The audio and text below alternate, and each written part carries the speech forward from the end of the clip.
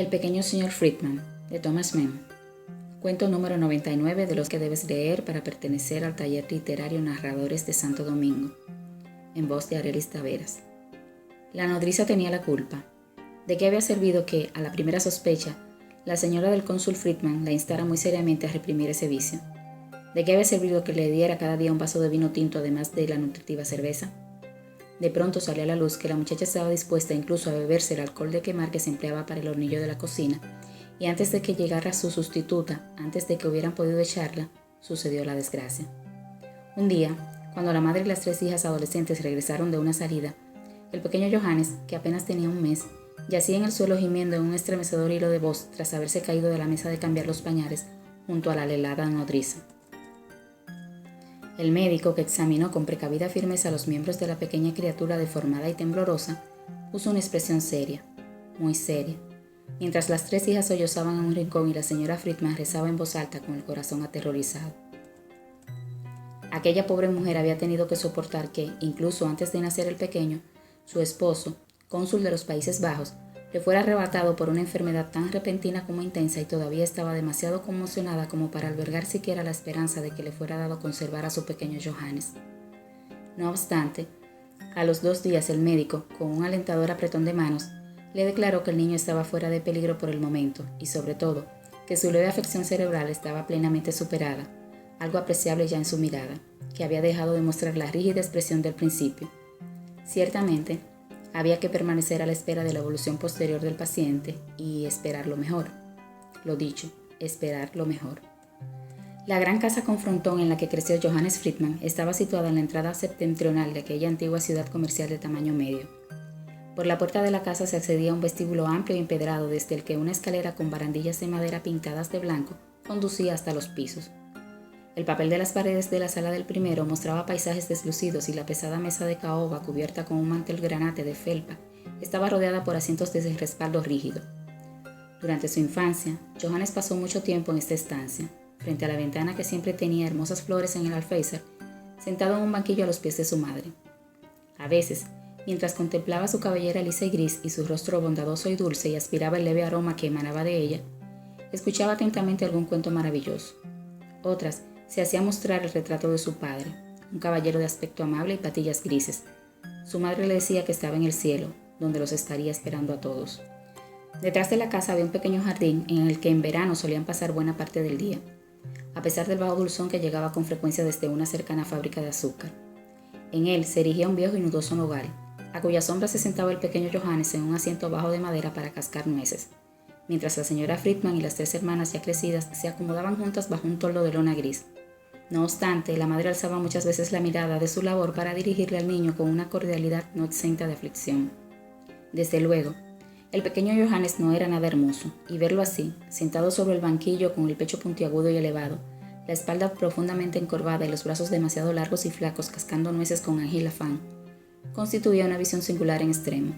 En cambio, sus manos y pies eran delgados y de formación delicada, y tenía grandes ojos castaños de rebeco, la boca amplia y el cabello fino y rubio oscuro. A pesar de tenerlo tan lastimosamente encasquetado entre los hombros, casi podía decirse que su rostro era bello. A los 7 años de edad lo enviaron a la escuela. A partir de entonces los años transcurrieron de forma rápida y regular. Todos los días, con ese paso cómicamente solemne que caracteriza a veces a los contrahechos, Johannes caminaba entre las fachadas con frontones y las tiendas en dirección al viejo edificio de la escuela con sus bóvedas góticas. Una vez en casa, después de haber hecho los deberes, leía algunos de sus libros de bonitas cubiertas de colores o se distraía en el jardín mientras sus hermanas se ocupaban de la administración doméstica que la madre enfermiza apenas podía asumir. También hacían visitas de sociedad, pues los Friedman eran una de las mejores familias de la ciudad. No obstante, por desgracia, las hijas aún no habían podido casarse, pues su fortuna no era precisamente elevada y eran bastante feas. También Johannes recibía alguna que otra invitación de otros compañeros de su edad, pero el trato con ellos no les resultaba demasiado agradable. No podía participar en sus juegos y, como en su presencia los chicos siempre se mostraban inhibidos y reservados, nunca llegaba a producirse una auténtica camaradería. Llegó la época en que Johannes les oyó hablar de ciertas experiencias en el patio de la escuela. Él escuchaba atentamente y con los ojos muy abiertos su pasión por tal o cual jovencita, pero nunca decía nada. Estas cosas que, al parecer, tanto llenaban a los demás, se dijo, formaban parte de todas esas experiencias para las que él no estaba capacitado. como la gimnasia y el juego de pelota. A veces esto lo ponía un poco triste, pero de todos modos ya estaba acostumbrado desde siempre a vivir por su cuenta y a no compartir los intereses de los demás. Aún así, Johannes debía de tener unos 16 años cuando sintió una repentina inclinación por una muchacha de su misma edad. Era la hermana de uno de sus compañeros de clase, una criatura rubia y desenvuelta a la que conoció a través de su hermano. Cuando estaba cerca de ella sentía un extraño embarazo, mientras que la manera inhibida y artificialmente amistosa en que también ella lo trataba lo sumía en una profunda tristeza. Una tarde de verano, al pasear en solitario por las murallas de la ciudad, percibió un susurro tras un matojo de jazmines y espió cuidadosamente entre las ramas. En el banco que había en aquel lugar halló a la muchacha sentada junto a un joven alto y pelirrojo al que conocía muy bien. El joven le había pasado el brazo por los hombros y le estaba estampando un beso en los labios, al que ella respondió entre risitas. Tras haber asistido a esta escena, Johannes Friedman se dio la vuelta y se marchó en silencio. Tenía la cabeza más encasquetada que nunca entre los hombros, las manos le temblaban y un dolor agudo y apremiante le subía del pecho a la garganta, pero hizo un esfuerzo por tragárselo y se incorporó con decisión, lo mejor que pudo. Muy bien, se dijo a sí mismo, se ha terminado. No quiero volver a preocuparme nunca más por este tipo de cosas. Puede que a los demás les procure felicidad y alegría, pero a mí no va a traerme sino aflicción y dolor. Se acabó. No voy a darle más vueltas, nunca más. La decisión le sentó bien. Había renunciado para siempre. Se fue a casa y cogió un libro o tocó el violín, actividad que había aprendido a pesar de la deformación de su pecho. A los 17 años dejó la escuela para hacerse comerciante, profesión que ejercía todo el mundo en su círculo. Entró como aprendiz en el gran comercio de maderas del señor Sclivok, allá abajo, junto al río. Lo trataban con consideración mientras él, por su parte, era cordial y voluntarioso. Así fue pasando el tiempo, pacífico y ordenado. Sin embargo, al cumplir los 21 años, murió su madre tras una larga agonía. Eso causó un gran dolor a Johannes Friedman, dolor que no dejó de sentir en mucho tiempo. Era un dolor del que disfrutaba, al que se entregaba como quien se somete a una gran felicidad. Lo preservaba a base de miles de recuerdos de su infancia y lo explotaba como el primer acontecimiento intenso de su vida. ¿Acaso la vida no es un bien por sí mismo, aunque no se desarrolle precisamente de un modo que podamos considerar feliz? Johannes Friedman lo sentía así y amaba la vida. Nadie es capaz de comprender con qué íntimo detalle precisamente él, que había renunciado a la máxima felicidad que la vida puede brindarnos, sabía disfrutar de los placeres que ésta ponía a su alcance. Un paseo en primavera por los parques de las afueras de la ciudad, el perfume de una flor, el canto de un pájaro. ¿No podía uno sentirse agradecido por tales cosas? Y que para la voluptuosidad hacía falta cultura. Es más, que la cultura era una forma de voluptuosidad por sí misma. También eso supo comprenderlo. Así que se cultivó. Amaba la música y acudía a todos los conciertos que se celebraban en la ciudad. Con el tiempo aprendió a tocar bastante bien el violín, aunque ofreciera un aspecto de lo más extraño con el instrumento en las manos, y disfrutaba de todos y cada uno de los tonos bellos y dulces que lograba emitir. Con el tiempo, a base de muchas lecturas, también logró desarrollar un buen gusto literario, aunque en aquella ciudad no pudiera compartirlo con nadie. Estaba informado de las últimas publicaciones, tanto nacionales como extranjeras. Sabía paladear el encanto rítmico de un poema, dejar que actuara sobre la atmósfera íntima de un relato escrito con habilidad, o, si casi podía decir que era un epicúreo. Aprendió a comprender que todo era digno de ser disfrutado y que resultaba poco menos que estúpido distinguir entre experiencias felices e infelices. Absorbía con la mejor disposición todos los sentimientos y estados de ánimo y los cuidaba, tanto si eran tristes como alegres. También cultivaba los deseos incumplidos, la nostalgia. Amaba la nostalgia por sí misma y se decía que una vez cumplido el deseo, lo mejor de ella habría pasado ya. ¿Acaso esa nostalgia y esa esperanza dulce, dolorosa y vaga de las tranquilas tardes de primavera no causaba mayor placer que todas las consumaciones que pudiera traer el verano? Efectivamente, el pequeño señor Friedman era un epicúreo. Seguramente la gente que lo saludaba por la calle con aquella amabilidad compasiva a la que estaba acostumbrado desde siempre no lo supiera. No sabía que ese infeliz jorobado que se paseaba por la calle con su superioridad amanerada, su abrigo claro y su reluciente sombrero de copa, curiosamente era un poco vanidoso. Amaba tiernamente esa vida que transcurría dulcemente, sin grandes afectos, pero llena de una felicidad serena y delicada que él sabía procurarse a sí mismo. Sin embargo, la afición principal del señor Friedman, su pasión propiamente dicha, era el teatro. Poseía un sentido dramático inusualmente intenso, y frente a un impotente golpe de efecto escénico o frente a la catástrofe de una tragedia, todo su diminuto cuerpo podía ponerse a temblar. Tenía asignada una butaca en un palco del primer piso del teatro municipal que ocupaba regularmente, acompañado de vez en cuando por sus 3 hermanas. Desde la muerte de la madre, las 3 llevaban solas toda la administración doméstica de la vieja casa, cuya propiedad compartían con su hermano. Por desgracia seguían solteras, pero habían llegado a una edad en la que tenían que conformarse, pues Frederick, la mayor, le llevaba 17 años al señor Friedman. Ella y su hermana Henriette eran demasiado altas y delgadas, mientras que Fifi, la más joven, parecía excesivamente bajita y entrada en carnes. Esta última, por cierto, tenía una graciosa manera de sacudirse a cada palabra, humedeciéndose las comisuras de los labios. El pequeño señor Friedman no se preocupaba demasiado por las tres muchachas. Ellas, en cambio, estaban muy unidas y siempre defendían la misma opinión. Sobre todo cuando se producía un compromiso matrimonial en su círculo de amistades, afirmaban al unísono que se trataba de una noticia muy satisfactoria. Su hermano continuó viviendo con ellas incluso cuando dejó el comercio de madera del señor Sclivok para independizarse haciéndose cargo de algún pequeño comercio, una agencia o algo similar que no diera demasiado trabajo. Ocupaba unas habitaciones de la planta baja de la casa para así no tener que subir las escaleras más que para ir a comer, ya que a veces padecía un poco de asma. En su 30º cumpleaños, un día luminoso y cálido de junio, se acomodó después de comer bajo el toldo de lona gris del jardín con un nuevo reposacabezas cilíndrico que le había hecho Henriette, un buen puro en la boca y un buen libro en las manos. De vez en cuando lo dejaba a un lado para atender al alegre piar de los gorriones en el viejo nogal y contemplar el pulcro sendero de grava que conducía a la casa y el cuadrado de césped con parterres de colores.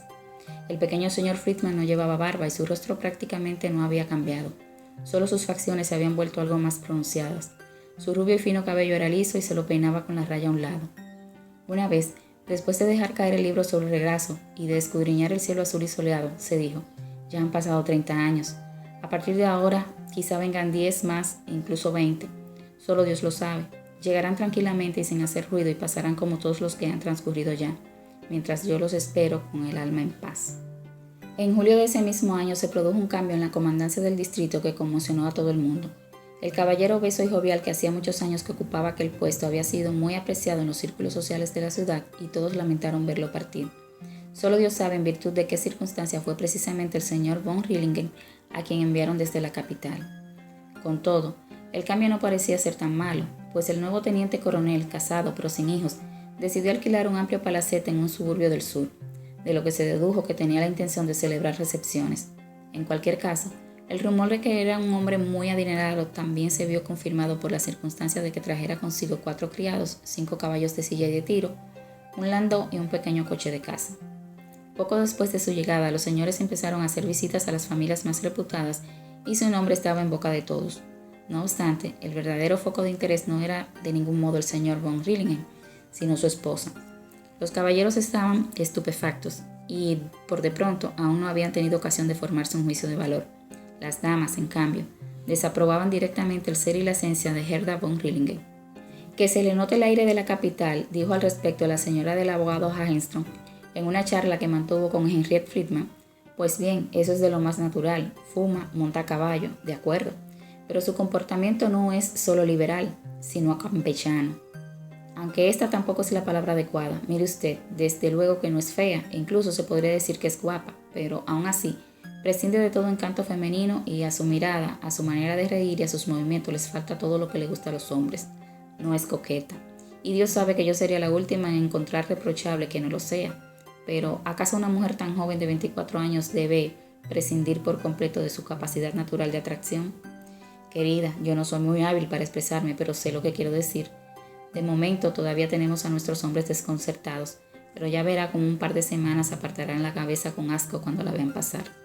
«Pues tiene el riñón muy bien cubierto», dijo la señorita Friedman. «Ah, sí, claro, su marido», exclamó la señora Hagenstrom. «Pero ¿cómo la trata? Debería usted verlo, y lo verá. Soy la primera en defender que una mujer casada tiene que mostrarse hasta cierto punto reservada con el sexo opuesto, pero ¿cómo se comporta con su propio marido? Lo mira con una frialdad y tiene una manera de llamarlo mi querido amigo, como si se estuviera compadeciendo de él, que me tiene indignada. Y eso que habría que verlo. Cortés, firme, caballeroso, un hombre de 40 años perfectamente conservado, un oficial brillante. 4 años llevan de casados, querida». El lugar en que el pequeño señor Friedman le fue dado ver a la señora von Rillingen por primera vez fue la calle principal, ocupada prácticamente solo por comercios, y el encuentro se produjo al mediodía, justo cuando regresaba de la bolsa, en cuyas transacciones había intervenido un poco. Iba paseando, diminuto y solemne, junto al mayorista Stephens, un hombre inusualmente alto y robusto de patillas de corte redondo y cejas terriblemente pobladas. Los dos llevaban sombrero de copa y el abrigo abierto porque hacía mucho calor. Hablaban de política mientras golpeaban rítmicamente la acera con sus bastones de paseo. Pero cuando más o menos hubieron llegado a media calle, el mayorista Stephens dijo de pronto: «Que el diablo me lleve si esa que viene por ahí en coche no es la Rillingen». «Una ocasión estupenda», dijo el señor Friedman con su voz aguda y algo penetrante, mirando al frente con expectación, «pues aún no he tenido oportunidad de verla. Ahí tenemos su coche amarillo». En efecto, era el coche amarillo de casa el que la señora von Rillingen había decidido emplear hoy, y era ella misma quien llevaba las riendas de los dos esbeltos caballos, mientras el criado permanecía a sus espaldas con los brazos cruzados. Llevaba una chaqueta amplia y muy clara sobre una falda también de color claro. Bajo el pequeño y redondo sombrero de paja se le escapaba el cabello rubio cobrizo, peinado por encima de las orejas y recogido en un gran moño en la nuca. El cutis de su rostro ovalado era de un blanco mate y en las comisuras de sus ojos castaños, inusualmente juntos, podían percibirse sombras azuladas. Sobre su nariz corta, pero de fina silueta, había un pequeño arco de pecas que se le sentaba muy bien. No se podía apreciar a ciencia cierta si su boca era hermosa, pues no cesaba de entresacar y meter el labio inferior, rozándolo con el superior. El mayorista Stephens saludó con extraordinario respeto cuando el coche llegó hasta donde se encontraban, y también el pequeño señor Friedman se quitó el sombrero, mirando atentamente a la señora von Rillingen, con los ojos muy abiertos. Ella bajó la fusta, asintió levemente con la cabeza y continuó despacio su camino, contemplando las casas y los escaparates a izquierda y derecha. Unos pasos después, dijo el mayorista: «Ha salido a dar un paseo y ahora regresa a casa». El pequeño señor Friedman no respondió, sino que mantuvo la mirada fija en el pavimento. Un instante después miró de repente al mayorista y preguntó: «¿Cómo dice?». Y el señor Stephens le repitió su aguda observación. 3 días más tarde, a las 12 del mediodía, Johannes Friedman regresaba a su paseo diario. La comida era a las 12:30, por lo que ya se disponía a ir por media hora a su despacho, situado justo a la derecha de la puerta de entrada, cuando la doncella atravesó el vestíbulo y le dijo: «¿Ha venido una visita, señor Friedman?» «¿A verme a mí?», inquirió. «No, está arriba, con las damas». «¿Y quién es?» «El teniente coronel von Rillingen y su esposa». «Ah», dijo el señor Friedman, «entonces debería…» y subió las escaleras. Una vez en el piso de arriba atravesó el rellano. Ya tenía en la mano el pomo de la puerta alta blanca que conducía a la sala de los paisajes. Cuando se detuvo de pronto, retrocedió un paso, dio media vuelta y se volvió a ir despacio tal y como había venido. Y aunque estaba completamente solo, se dijo en voz muy alta a sí mismo: «No, mejor no». Bajó a su despacho, se sentó al escritorio y cogió el periódico. Sin embargo, un minuto después lo dejó caer sobre la mesa y miró a un lado, por la ventana. Permaneció así hasta que llegó la doncella y anunció que la comida estaba servida. Entonces subió al comedor, donde las hermanas ya lo estaban esperando, y tomó asiento en su silla, sobre la que había 3 libros de partituras. Henriette, que estaba sirviendo la sopa, dijo: «¿Sabes quién ha venido, Johannes?». «¿Y bien?», preguntó él. «El nuevo teniente coronel y su esposa». «Ah, sí, muy amable de su parte». «Sí», dijo Fifi, mientras se le humedecían las comisuras de los labios. «A mí me parece que los dos son de lo más agradable». «En cualquier caso», dijo Friedrich, «no deberíamos tardar mucho en devolverles la visita. Propongo que vayamos pasado mañana, el domingo». «El domingo», repitieron Henriette y Fifi. «¿Vendrás con nosotras, verdad, Johannes?», preguntó Friedrich. «Naturalmente», dijo Fifi, estremeciéndose. El señor Friedman no se había percatado de la pregunta y siguió comiendo la sopa con expresión quieta y temerosa. Era como si estuviera a la escucha de algún ruido siniestro. La noche siguiente se representaba el Lohengrin en el teatro municipal y todo el mundo culto se hallaba presente. El pequeño patio de butacas estaba repleto e invadido por murmullos, olor a gas y perfumes. No obstante, todos los anteojos, tanto en la platea como en los palcos, habían sido enfocados al palco 13, justo a la derecha del escenario, pues era la primera vez que aparecían en él el señor von Rillingen y su esposa, y por fin se tenía ocasión de examinar a fondo a la pareja. Cuando el pequeño señor Friedman, con impecable traje negro y reluciente pechera blanca que sobresalía en punta, entró en su palco, el número 13, se sobresaltó en el umbral llevándose la mano a la frente y abriendo convulsivamente las aletas de la nariz. No obstante, tomó asiento en su butaca, a la izquierda de la señora von Rillingen. Ella se quedó mirándolo atentamente mientras se sentaba, sacando el labio inferior, y a continuación se volvió para intercambiar unas palabras con su esposo, que estaba sentado tras ella. Era un caballero alto y robusto, de bigote acicalado y rostro moreno y bondadoso. Cuando sonaron los primeros acordes de la obertura y la señora von Rillingen se inclinó sobre el antepecho, el señor Friedman deslizó brusca y fugazmente la mirada hacia ella. Llevaba un vestido de gala claro y era la única de las damas presentes que incluso iba algo escotada. Las mangas eran muy amplias y vaporosas y los guantes blancos le llegaban hasta el codo. Esta noche su figura se revelaba exuberante, cosa que unos días antes, cuando llevaba la chaqueta amplia, no se había hecho notar. Su pecho subía y bajaba lentamente con toda su plenitud, y el moño de su cabello rubio cobrizo le caía pesado y profundo en la nuca. El señor Friedman estaba pálido, mucho más pálido que de costumbre, y la frente se le había perlado de sudor bajo el liso cabello rubio oscuro. La señora von Rillingen se había quitado el guante del brazo izquierdo que tenía apoyado sobre el terciopelo rojo del antepecho, y él no tuvo más remedio que ver durante todo el rato ese brazo redondo y de mate blancura, cubierto, al igual que la mano desnuda, de finas venas de color azul pálido. Era inevitable. Cantaron los violines, arremetieron los trombones, cayó el ramut y un júbilo generalizado imperaba en la orquesta mientras el pequeño señor Friedman permanecía inmóvil, pálido y silencioso, la cabeza profundamente encasquetada entre los hombros, el dedo índice en los labios y la otra mano en la solapa del chaqué. Mientras caía el telón, la señora von Rillingen se levantó para abandonar el palco con su marido. El señor Friedman se dio cuenta sin necesidad de mirar que pasó el pañuelo levemente por la frente. Se puso en pie de pronto, fue hasta la puerta que conducía al pasillo, regresó de nuevo, se volvió a sentar en su butaca y permaneció impertérrito en ella, en la misma postura que había adoptado anteriormente. Cuando sonó el timbre y sus vecinos de palco volvieron a entrar, sintió que los ojos de la señora von Rillingen se habían pasado en él, y sin querer se volvió hacia ella. Cuando sus miradas se encontraron, ella no desvió la suya, sino que continuó observándolo atentamente sin el menor asomo de embarazo hasta que él mismo, forzado y humillado, tuvo que bajar los ojos. Al hacerlo se puso aún más pálido y se vio invadido por una extraña ira corrosiva y dulzona. La música empezó a sonar otra vez. Cuando este acto ya se acercaba a su final, sucedió que la señora von Rillingen dejó que se le deslizara el abanico de la mano y que cayera al suelo justo al lado del señor Friedman. Los dos se agacharon al mismo tiempo, pero fue ella quien lo tomó y dijo con una sonrisa burlona: «Gracias». Sus cabezas habían estado muy cerca una de otra y por un instante el señor Friedman se había visto obligado a respirar el cálido aroma de su pecho. Tenía el rostro desencajado, se le había contraído todo el cuerpo y su corazón palpitaba de un modo tan terriblemente pesado e impetuoso que se quedó sin aliento.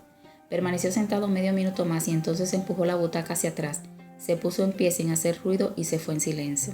Seguido por el eco de la música, se marchó atravesando el vestíbulo. Fue a la guardarropía a buscar su sombrero de copa, su abrigo de color claro y su bastón, y bajó las escaleras hasta salir a la calle. Era una noche cálida y silenciosa, a la luz de las farolas de gas. Las casas grises con frontones se recortaban contra el cielo, en el que centelleaban claras y dulces las estrellas.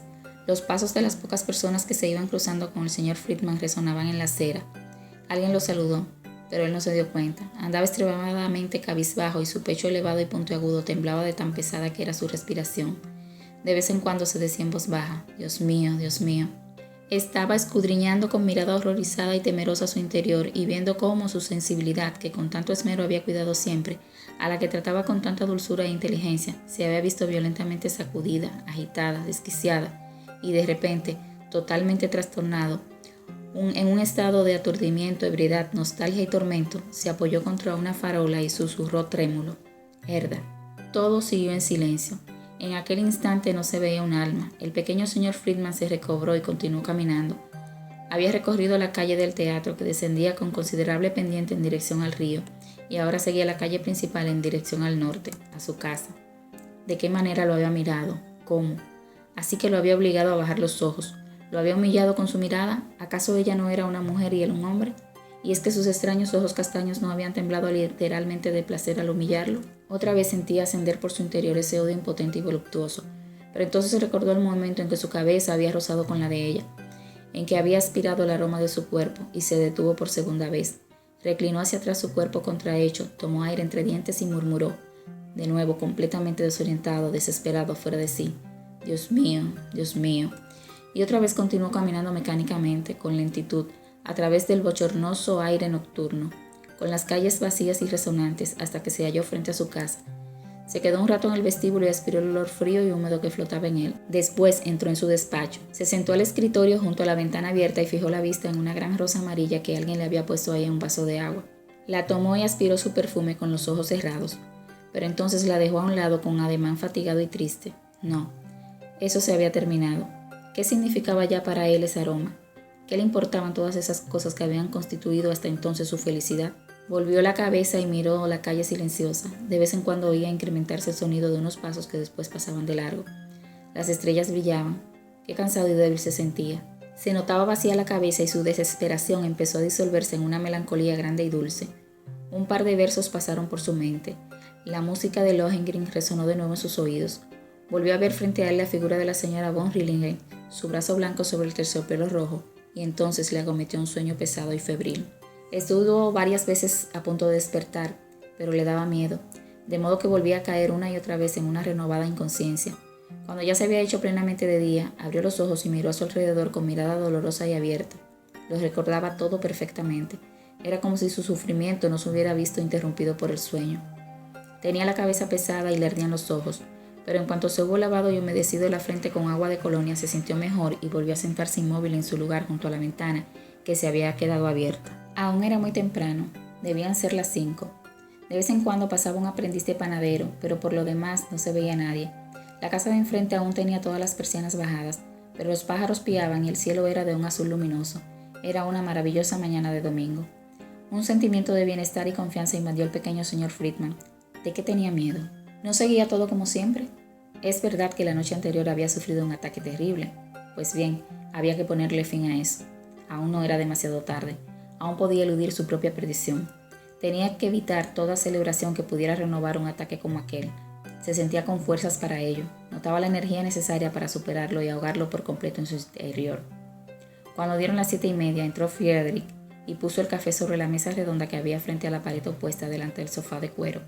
«Buenos días, Johannes», dijo. «Aquí tienes el desayuno». «Gracias», dijo el señor Friedman. Y entonces, querida Friedrich, siento que vayáis a tener que hacer solas vuestra visita. No me encuentro lo bastante bien para acompañaros. He dormido mal, tengo dolor de cabeza y en definitiva os tengo que pedir que... Friedrich respondió. «Es una lástima, pero no deberías renunciar por completo a esa visita. Aunque es verdad que pareces enfermo. ¿Quieres que te preste mi barrita contra la migraña?» «Gracias», dijo el señor Friedman. «Ya se me pasará». Y Friedrich se fue. Se bebió despacio el café, de pie frente a la mesa, y lo acompañó con un croissant. Estaba satisfecho consigo mismo y orgulloso de su determinación. Cuando hubo terminado, cogió un puro y volvió a sentarse junto a la ventana. El desayuno le había sentado bien y se sentía feliz y esperanzado. Tomó un libro, leyó, fumó y miró parpadeando al sol deslumbrante del exterior. Ahora la calle se había llenado de vida. Por su ventana entraba el sonido, el traqueteo de los coches, las conversaciones y las campanillas del tranvía. Entre todo aquello, sin embargo, aún podía percibirse el piar de los pájaros. Desde el cielo, de un azul luminoso, soplaba una brisa suave y cálida. A las 10 oyó los pasos de sus hermanas que atravesaban el vestíbulo, seguidas del crujir de la puerta, y sin reparar especialmente en ello, vio a las 3 damas pasar frente a su ventana. Transcurrió una hora. Se sentía más y más feliz a cada momento. Una especie de temeridad empezaba a invadirle. Qué aire tan maravilloso y cómo trinaban los pájaros. ¿Y si saliera a dar un paseo? Y entonces de repente, sin ningún pensamiento secundario, lo sobrevino con un dulce sobresalto la idea. ¿Y si fuera a verla?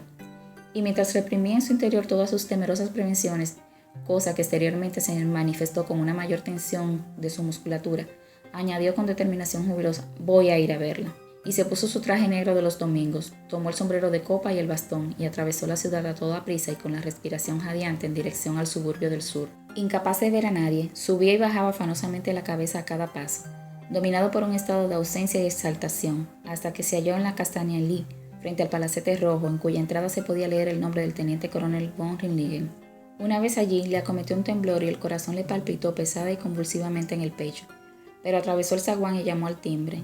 Ya estaba decidido y no había vuelta atrás. Que las cosas tomaran su camino, pensó. De pronto percibió un silencio mortal en su interior. La puerta se abrió. El criado salió a su encuentro en el vestíbulo. Tomó su tarjeta de visita y subió a toda prisa con ella por las escaleras, cubiertas de una alfombra roja. El señor Friedman fijó impertérrito la mirada en ella hasta que el criado regresó y le anunció que la señora le rogaba tuviera la amabilidad de subir. Una vez arriba, al dejar el bastón junto a la puerta del salón, lanzó una mirada al espejo. Tenía la cara pálida y el pelo pegado a la frente sobre sus ojos enrojecidos. La mano con la que sostenía el sombrero de copa temblaba de forma imparable. El criado le abrió la puerta y entró. Se encontró en una habitación bastante grande y en penumbra. Las cortinas estaban corridas. A la derecha había un piano de cola y en medio, alrededor de la mesa redonda, se agrupaban unas butacas tapizadas en seda marrón. Sobre el sofá de la pared lateral, en un pesado marco dorado, colocaba un paisaje. El papel de la pared también era oscuro. Detrás, en el mirador, había palmeras. Transcurrió un minuto antes de que la señora von Rillingen abriera bruscamente la antepuerta derecha y le saliera silenciosamente al encuentro avanzando sobre la gruesa alfombra marrón. Llevaba un vestido de corte sencillo a cuadros rojos y negros. Desde el mirador entraba un haz de luz en el que se veía bailar el polvo y que incidía justo en su pesado cabello rojizo, de manera que por un instante se iluminó como si fuera de oro. La mujer lo escrutó fijamente en sus singulares ojos y, como siempre, adelantó el labio inferior. «Distinguida señora», empezó a decir el señor Friedman, obligado a alzar la mirada hacia ella, pues solo le llegaba al pecho. «También yo quería venir a ofrecerle mis respetos. Por desgracia, el día en que usted rindió ese honor a mis hermanas, yo me hallaba ausente, y lo lamenté sinceramente». No se le ocurría absolutamente nada más que decir, pero ella seguía ahí de pie, mirándolo implacablemente como si quisiera obligarlo a seguir hablando. De repente el señor Friedman se le subió la sangre a la cabeza. «Quiere atormentarme y burlarse de mí», pensó, «y me ha descubierto». «Cómo tiemblan sus ojos». Por fin la señora von Rillingen dijo con voz muy sonora y clara: «Es muy amable de su parte que haya venido. También yo lamenté recientemente no haber tenido ocasión de conocerle. ¿Tiene usted la bondad de tomar asiento?». Se sentó cerca de él, apoyó los brazos en la butaca y se reclinó en el respaldo. Él se sentó inclinado hacia adelante y con el sombrero entre las rodillas. «¿Sabe que hace solo un cuarto de hora sus hermanas todavía estaban aquí? Me han dicho que se había puesto usted enfermo», dijo ella. «Es verdad», repuso el señor Friedman. «Esta mañana no me sentía bien. Creí que no iba a ser capaz de salir. Ruego disculpe mi retraso». «Tampoco ahora parece estar muy sano», dijo con gran serenidad y mirándolo sin tapujos. «Está usted pálido y tiene los ojos irritados. ¿Su salud deja que desear en general?». «Oh», farfulló el señor Friedman. «No, en general estoy satisfecho». «También yo paso mucho tiempo enferma», prosiguió sin apartar la vista de él, «pero nadie se da cuenta. Soy muy nerviosa y paso por los estados más singulares». Dicho esto, calló, apoyó la barbilla en el pecho y se quedó mirándolo desde abajo, a la expectativa. Pero él no respondió. Se quedó inmóvil, con los ojos muy abiertos e interrogativos fijados en ella. Qué forma tan extraña tenía de hablar, y cómo lo conmovía su voz clara e inconsciente. Su corazón se había serenado. Se sentía como si estuviera viviendo un sueño. La señora von Rillingen volvió a hablar. «¿Me equivoco o abandonó usted ayer el teatro antes de que terminara la representación?». «Así es, señora». «Lo lamenté. Era usted un respetuoso vecino de palco, aunque la representación no fuera buena, o solo relativamente». «¿Le gusta la música? ¿Toca usted el piano?». «Toco un poco el violín», dijo el señor Friedman. «Es decir, casi no sé nada». «¿Toca usted el violín?», inquirió ella. Entonces desvió de él la mirada y se quedó pensativa. «En ese caso, usted y yo podríamos tocar juntos de vez en cuando», dijo de repente. «Puedo acompañarle un poco. Me encantaría poder encontrar aquí a alguien con quien...». «¿Vendrá usted?». «Estaré encantado de quedar a la disposición de la distinguida señora», respondió, todavía como en un sueño. Se produjo una pausa. Entonces la expresión del rostro de ella cambió de repente. El señor Friedman vio cómo se transformaba hasta adoptar un rictus cruel y burlón apenas perceptible. Cómo sus ojos volvían a mirarlo fijos y escrutadores y con aquel siniestro temblor que habían mostrado en las dos ocasiones anteriores. Se ruborizó intensamente y sin saber a dónde dirigirse, totalmente desconcertado y fuera de sí, hundió la cabeza profundamente entre los hombros y bajó perplejo la mirada a la alfombra.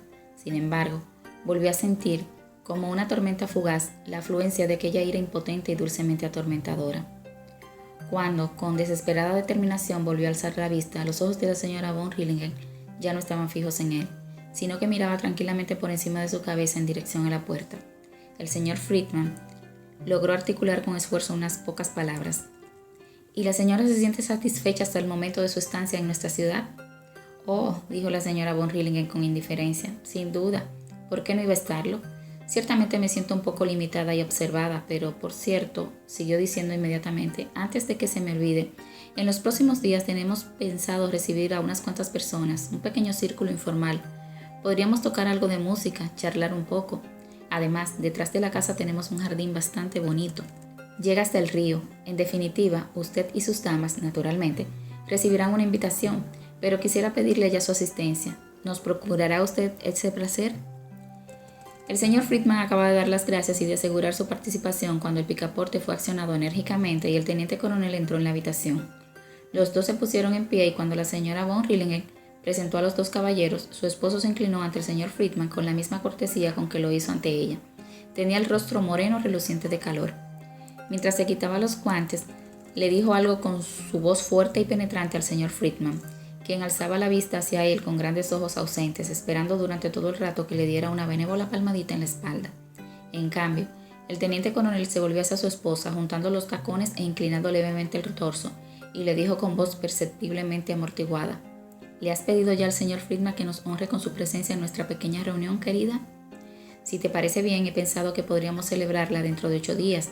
Espero que el tiempo se mantenga bueno y que podamos salir al jardín. Como tú quieras, le respondió la señora von Rillingen sin mirarlo. 2 minutos después el señor Friedman se despidió. Cuando ya en el umbral se inclinó por última vez, su mirada tropezó con sus ojos que descansaban inexpresivos en él. Se fue, pero no regresó a la ciudad, sino que sin quererlo tomó un camino que se bifurcaba de la avenida y que llevaba hasta la antigua muralla de la fortificación, junto al río. Allí había parques bien cuidados, bancos y senderos a la sombra. Caminaba ausente y con rapidez, sin alzar la vista. Sentía un calor insoportable y notaba una llamarada que subía y bajaba de su interior. Su fatigada cabeza le palpitaba implacablemente. No continuaba fija en él esa mirada, pero no la del último instante, vacía e inexpresiva, sino la anterior, dotada de esa temblorosa crueldad, y eso a pesar de que en momentos antes ella aún se había dirigido a él con aquella calma singular. Ay, ¿acaso disfrutaba haciéndole sentir impotencia y dejándolo fuera de sí? Si es que se había dado cuenta de lo que le estaba pasando, ¿no podía tener un poco de compasión? Había estado caminando por la orilla del río, junto al muro cubierto de hiedra, y se sentó en un banco rodeado de un semicírculo de matojos de jazmín. A su alrededor todo estaba sumido en un perfume dulce y sofocante.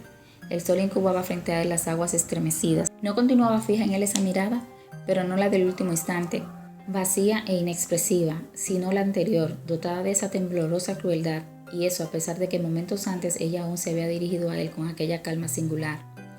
Ay, ¿acaso disfrutaba haciéndole sentir impotencia y dejándolo fuera de sí? Si es que se había dado cuenta de lo que le estaba pasando, ¿no podía tener un poco de compasión? Había estado caminando por la orilla del río, junto al muro cubierto de hiedra, y se sentó en un banco rodeado de un semicírculo de matojos de jazmín. A su alrededor todo estaba sumido en un perfume dulce y sofocante. El sol incubaba frente a él las aguas estremecidas. Qué cansado y rendido se sentía, con qué atormentadora agitación bullía todo en su interior. ¿No sería mejor echar una última mirada a su alrededor y descender hasta las aguas mansas para, tras un breve sufrimiento, verse liberado y redimido en la paz del más allá? Paz. Paz era lo único que deseaba, pero no una paz en medio de la nada vacía y sorda, sino una paz de serena dulzura, llena de reflexiones tranquilas y buenas. En ese instante, todo su tierno amor por la vida recorrió su cuerpo con un estremecimiento, al igual que una nostalgia profunda por su felicidad perdida. Pero entonces miró a su alrededor, a la serenidad silenciosa e infinitamente indiferente de la naturaleza. Vio como el río seguía su camino bajo el sol. La hierba se movía temblorosa y las flores continuaban allí donde habían florecido para marchitarse después y ser arrastradas por el viento. Vio como todo, absolutamente todo, se inclinaba con muda sumisión a la existencia, y de pronto le sobrevino ese sentimiento de simpatía y aprobación para con la necesidad que a veces puede concedernos una especie de superioridad sobre cualquier destino. Recordó aquella tarde del día en que cumplió 30 años, cuando, en feliz posesión de la paz, carente de todo temor y esperanza, había creído vislumbrar lo que iba a ser el resto de su vida. En aquel entonces no había visto ninguna luz ni ninguna sombra en ella, sino que todo se extendía ante su imaginación, sumido en una dulce penumbra, hasta que ahí detrás, de forma casi imperceptible, terminaba por disolverse en la oscuridad.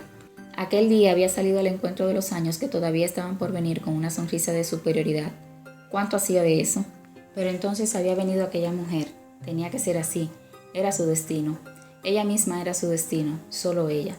¿Acaso no lo sintió así desde el primer instante? Pero había venido, y por mucho que tratara de defender su paz, por su causa había tenido que revelarse en su interior todo lo que había estado reprimiendo desde su juventud, porque sabía que para él solo iba a significar tormento y perdición. Se había apoderado de su ser con una violencia espantosa e irresistible y lo estaba aniquilando. Lo estaba aniquilando, de eso se daba buena cuenta, pero ¿para qué seguir luchando y atormentándose? Que todo siga su curso. Él continuaría avanzando por su camino, cerrando los ojos al insondable abismo que se abría a sus espaldas, obediente al destino, obediente al poder sobrehumano y de mortificante dulzura al que nadie es capaz de escapar. El agua centelleaba, el jazmín emitía su perfume intenso y sofocante, los pájaros trinaban por doquier en las copas de los árboles, entre las que resplandecía un cielo pesado y de aterciopelado azul. El pequeño y jorobado señor Friedman, sin embargo, aún pasó mucho tiempo sentado en su banco. Estaba inclinado hacia adelante y apoyaba la frente en ambas manos. Todos estuvieron de acuerdo en que las reuniones de los Rillingen eran de lo más ameno. Había unas 30 personas sentadas a la larga mesa, decorada con un gusto excelente, que atravesaba el amplio comedor. El criado y 2 camareros de alquiler ya corrían de un lado a otro con el helado. El sonido de los cubiertos y de los platos y un cálido bajo de viandas y de perfumes dominaban la estancia. Se habían reunido aquí comerciantes al por mayor, bonachones con sus esposas e hijas, además de prácticamente todos los oficiales de la guarnición, un médico anciano muy apreciado, un par de juristas y todos aquellos que aún pudieran contarse entre los círculos distinguidos. También había venido un estudiante de matemáticas, sobrino del teniente coronel, que estaba de visita en casa de sus parientes. Mantenía conversaciones de profundidad extrema con la señorita Hagestrom, que tenía un asiento enfrente del señor Friedman. A este le había correspondido sentarse sobre un bonito cojín de terciopelo en el extremo opuesto de la mesa junto a la esposa, no especialmente guapa, del director del instituto y no muy lejos de la señora von Rillingen, que había sido conducida a la mesa por el cónsul Stephens. Era sorprendente el cambio que en aquellos 8 días se había producido en el pequeño señor Friedman. Es posible que su alarmante palidez se debiera en parte a la blanca luz incandescente de gas que inundaba la sala, pero también tenía las mejillas hundidas, mientras que sus ojos enrojecidos y rodeados de sombras oscuras mostraban un fulgor indeciblemente triste y su figura parecía más contrahecha que nunca. Bebía mucho vino mientras dirigía de vez en cuando alguna palabra a su vecina de mesa. En el transcurso de la cena, la señora von Rillingen aún no había intercambiado ninguna palabra con el señor Friedman. Sin embargo, ahora se inclinó un poco hacia adelante y exclamó dirigiéndose a él: «He estado esperándole en vano todos estos días, a usted y a su violín». Él la miró unos instantes con ojos completamente ausentes antes de responder. Llevaba un vestido de gala claro y ligero que dejaba al descubierto su blanco cuello y una rosa Marechal Niel en plena floración prendida en su luminoso cabello. Esa noche se había puesto algo de carmín en las mejillas, pero en las comisuras de sus ojos, como siempre, se percibían unas sombras azuladas. El señor Friedman bajó la vista a su plato y dijo cualquier cosa en modo de respuesta, a lo que tuvo que responderle a la esposa del director del instituto la pregunta de si le gustaba Beethoven. Pero en ese mismo instante, el teniente coronel, que estaba en la otra punta de la mesa, lanzó una mirada a su esposa, dio un sonoro golpecito a su copa y dijo: «Señoras y señores, les sugiero que pasemos a la otra habitación para tomar el café. Por lo demás, creo que esta noche tampoco estaríamos nada mal en el jardín, por lo que si alguno de ustedes quiere salir a tomar un poco de aire, estaré con él». Movido por su sentido del tacto, el subteniente von Dideschin dijo algo gracioso para romper el silencio que se había producido, de manera que todo el mundo terminó por ponerse en pie entre risas alegres.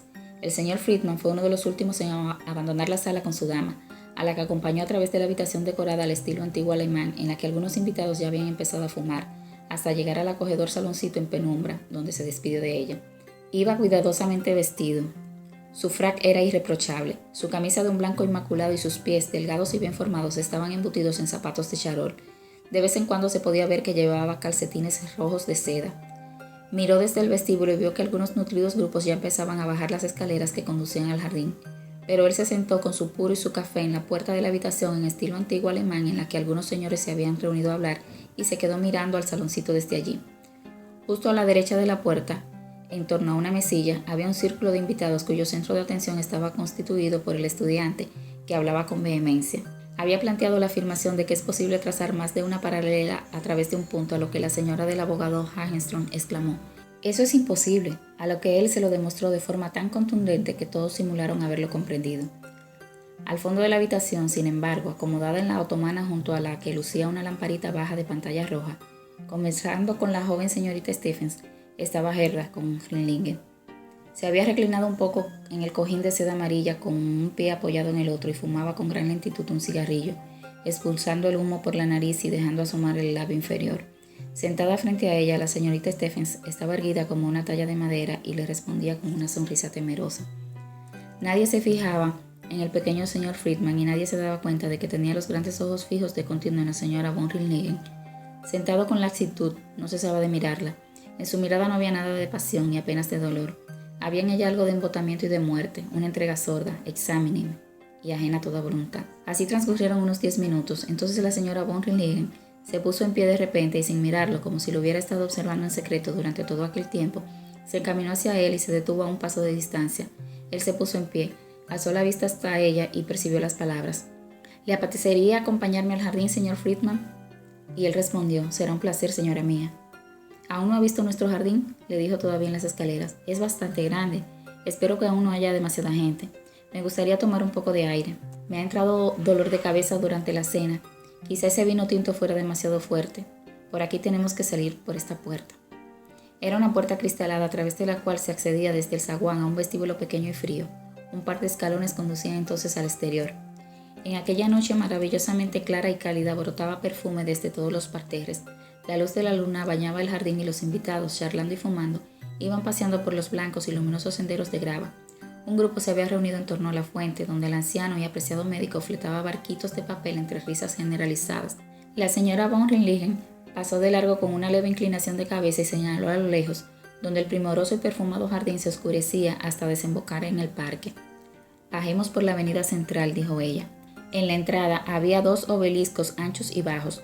Al fondo, al final de la recta avenida flanqueada por castaños, vieron relumbrar el río en tonos verdosos y centelleantes bajo la luz de la luna.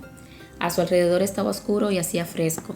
Aquí y allá se bifurcaba un camino secundario que seguramente también conducía hasta el río trazando un arco. Ninguno de los dos dijo nada durante un buen rato. «Allí, junto al agua», dijo ella, «hay un bonito lugar en el que ya he estado muchas veces. Ahí podremos charlar un rato. Mire, de vez en cuando se ve brillar una estrella entre las hojas». Él no respondió y contempló la superficie verde y centellante a la que se estaban acercando. Se podía vislumbrar la fortificación en la otra orilla. Cuando abandonaron la avenida y salieron al césped que, en una leve pendiente, descendía hasta el río, la señora von Rinligen dijo: «Ahí, un poco hacia la derecha, está nuestro lugar. Mire, no hay nadie».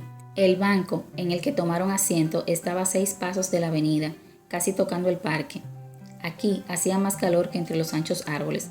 Los grillos cantaban en la hierba, que a ras del agua se transformaba en un fino cañaveral. El río iluminado por la luna desprendía una luz tenue. Los dos permanecieron un rato en silencio, mirando el agua. Pero entonces él atendió conmocionado, pues ese mismo tono de voz que había percibido una semana antes, ese tono bajo, reflexivo y suave, estaba sonando para afectarlo de nuevo. «¿Desde cuándo tiene usted ese defecto, señor Friedman?», inquirió ella. «¿Es de nacimiento?». Él tragó saliva, pues tenía la garganta como amordazada. Entonces respondió obedientemente en voz baja: «No, señora. Alguien me dejó caer al suelo cuando era muy pequeño. Viene de ahí».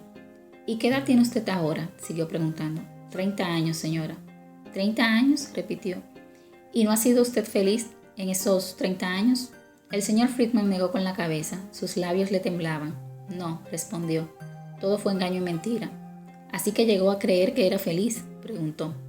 «Lo he intentado», repuso él, y ella replicó: «Eso denota valor». Transcurrió un minuto. Solo cantaban los grillos, y tras ellos susurraban muy levemente las copas de los árboles. «Yo entiendo un poco de infelicidad», dijo ella entonces. «Las noches de verano junto al agua como esta son ideales para eso». Él no respondió, sino que con un débil gesto señaló la otra orilla, pacíficamente trazada en la oscuridad. «Ahí estuve sentado hace poco», dijo él. «¿Al salir de mi casa?», preguntó ella. Él se limitó a sentir. Pero entonces un temblor repentino le hizo impulsarse de su asiento. Sollozó y emitió un sonido, un gemido, que sin embargo también tenía algo de redención. Y se deslizó poco a poco frente a ella hasta dar en el suelo. Había rozado con su mano la suya, que ella había tenido apoyada en el banco a su lado, y mientras la sostenía, mientras tomaba también la otra, mientras este hombre pequeño y completamente contrahecho se arrodillaba ante ella entre temblores y sollozos y apretaba el rostro contra su regazo, murmuró con voz jadeante e inhumana: «Pero si ya lo sabe, déjeme, no puedo más, Dios mío, Dios mío». Ella no lo rechazó, pero tampoco se inclinó hacia él. Continuó erguida, con el torso un poco apartado, mientras sus ojos pequeños y muy juntos, en los que parecía reflejarse el brillo húmedo del agua, miraban rígidos y tensos al vacío, por encima de él, a lo lejos. Y entonces, de repente, con un impulso, con una carcajada breve, altiva y llena de desdén, arrancó sus manos de los dedos calientes que la sostenían, lo agarró del brazo, lo impulsó hacia un lado hasta hacerle caer al suelo, se levantó de un salto y desapareció por la avenida. Él quedó allí tendido, el rostro contra la hierba, aturdido, fuera de sí, mientras un estremecimiento convulsivo sacudía su cuerpo a cada instante. Se incorporó, dio 2 pasos y volvió a caer al suelo. Estaba rozando el agua. ¿Qué se le pasaría por la cabeza para hacer lo que finalmente hizo? Tal vez fuera ese mismo odio voluptuoso que había sentido cuando ella lo humillaba con sus miradas, el que ahora, cuando yacía en el suelo tras haber sido tratado como un perro, degeneró hasta convertirse en una furia delirante a la que tenía que abrir paso, aunque fuera en contra de sí mismo. O tal vez fuera una repugnancia por su propia persona la que lo invadió con el ansia de destruirse, de desgarrarse en pedazos, de extinguirse. Tumbado de bruces, se impulsó un poco más hacia adelante, levantó el torso y lo dejó caer en el agua. No volvió a levantar la cabeza, ni siquiera movió las piernas, que todavía yacían en la orilla. Al sonar el chapoteo, los grillos se enmudecieron por un momento. Después, su canto arrancó de nuevo. El parque siguió emitiendo sus leves susurros y, desde lo alto de la prolongada avenida, llegaba el eco amortiguado de las risas.